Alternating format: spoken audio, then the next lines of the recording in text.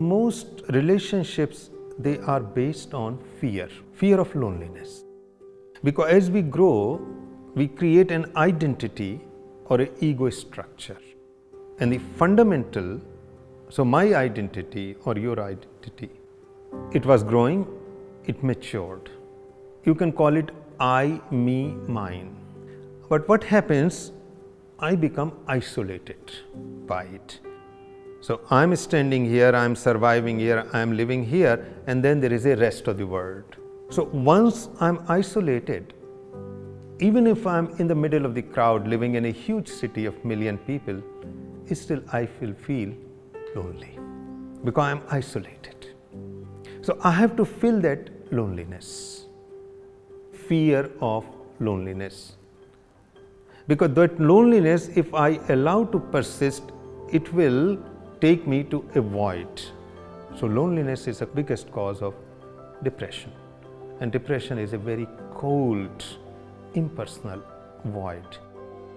So that is why we want to create relationship and love, to fill something, fill some hole, fill some deficiency.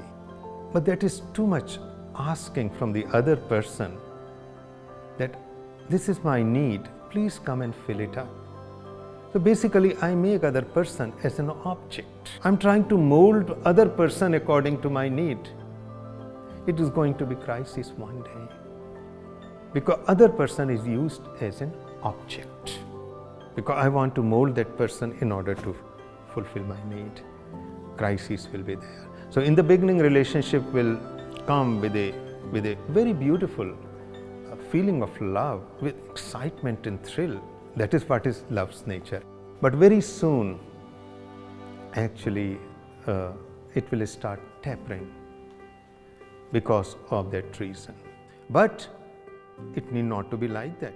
Okay, I totally agree. All relationship without exception, very, very rare.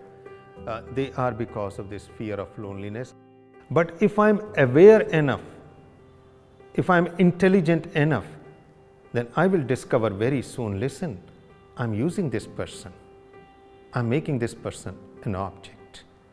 So what I start doing, I start exploring deep within myself.